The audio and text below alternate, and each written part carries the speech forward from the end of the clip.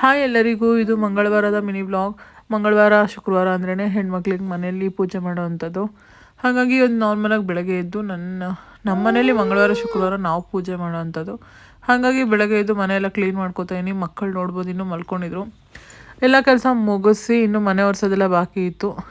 ಅದೆಲ್ಲ ಪುನರ್ವಿನ ಸ್ಕೂಲಿಗೆ ಬಿಟ್ಟೇ ಮಾಡೋದು. ಹಾಗಾಗಿ ಇವಾಗ ಹಸ್ಬೆಂಡ್ ಇದ್ದರು, ಅವ್ರಿಗೊಂದು ಲೋಟ ಬಿಸಿನೀರು ಕಾಯಿಸ್ಕೊಟ್ಟು ಈ ಕಡೆ ಬ್ರೇಕ್ಫಾಸ್ಟ್ ಸಹ ರೆಡಿ ಆಗ್ತಾಯಿತ್ತು. ಬಿಫೋರ್ ಫುಡ್ಡು ಅವಳಿಗೆ ಬೆಳಗ್ಗೆ ಎದ್ದ ತಕ್ಷಣ ಒಂದು ಸಿರಪ್ ಹಾಕಬೇಕಾಯ್ತು. ಅದನ್ನು ಹಾಕಿ ಅವಳಿಗೆ ಸ್ವಲ್ಪ ಪ್ಯಾಂಪ್ರಿಂಗ್ ಮಾಡಿ ಜಾಸ್ತಿ ತರಕಾರಿ ಹಾಕ್ಬಿಟ್ಟು ಬ್ರೇಕ್ಫಾಸ್ಟಿಗೆ ಪಲಾವ್ ರೆಸಿಪಿ ಮಾಡಿದ್ದೆ. ಪಲಾವ್ ಅವಳಿಗೆ ತಿನ್ನಿಸಿ ಅವಳನ್ನ ಕರ್ಕೊಂಡೋಗಿ ಸ್ಕೂಲಿಗೆ ಬಿಟ್ಟು ಮತ್ತೆ ಮನೆಗೆ ಬಂದು ನಾವು ಬ್ರೇಕ್ಫಾಸ್ಟ್ ಮುಗಿಸ್ಕೊಂಡು ಮತ್ತೆ ಮನೆಯೆಲ್ಲ ಒರೆಸಿ ಫ್ರೆಶ್ ಅಪ್ ಆಗಿ ನಾವು ಸ್ನಾನ ಮಾಡ್ಕೊಂಬಂದ್ವಿ. ಅದಾದಮೇಲೆ ಅದೇ ಗ್ಯಾಪಲ್ಲಿ ಅಡುಗೆನೂ ಸಹ ಮಾಡಬೇಕಾಗಿತ್ತು. ಇವತ್ತು ಅಡುಗೆ ಮಾಡೋಕ್ಕೆ ತುಂಬ ಅಂದರೆ ತುಂಬ ಬೇಜಾರಾಗ್ತಾಯಿತ್ತು, ಆದ್ರೂ ಮಾಡಲೇಬೇಕಾಗಿತ್ತು.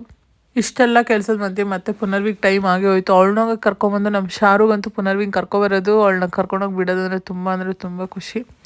ಅಲ್ಲಿಂದ ಬಂದು ಮೂವರು ಸೇರಿ ಒಟ್ಟಿಗೆ ಪೂಜೆ ಮಾಡಿ ಅಡುಗೆ ಸಹ ಮಾಡಿದ್ದೆ. ಬಿಸಿ ಬಿಸಿಯಾಗಿ ಅಡುಗೆ ಎಲ್ಲ ಏನು ಅಂತಂದರೆ ವೈಟ್ ರೈಸ್ ಮಾಡಿ ಮಂಗಳೂರು ಸೌತೆಕಾಯಿ ಹಾಕ್ಬಿಟ್ಟು ಸಾಂಬಾರಂತೂ ಸಿಕ್ಕಾಪಟ್ಟೆ ಯಮ್ಮಿಯಾಗಿತ್ತು. ಮಕ್ಳಿಗೂ ಸಹ ಸ್ವಲ್ಪ ಅನ್ನ ಸಾಂಬಾರೇ ತಿನ್ನಿಸಿದೆ ಇವತ್ತು. ಅವಳಿಗೆ ಸ್ವಲ್ಪ ಹುಷಾರಾಗಿದ್ಲು ಅನ್ನೋ ರೇಂಜಲ್ಲಿತ್ತು. ಹಾಗಾಗಿ ಅವಳಿಗೆ ನಿದ್ದೆ ಬಂದುಬಿಟ್ಟಿತ್ತು. ಹಾಗಾಗಿ ಗಲಾಟೆ ಮಾಡ್ತಾಯಿದ್ಲು. ಅದಕ್ಕೆ ಅವರಪ್ಪ ಹೆಗಲ ಮೇಲೆ ಹಾಕ್ಕೊಂಡೆ ಮಲಗಿಸ್ಬಿಟ್ರು.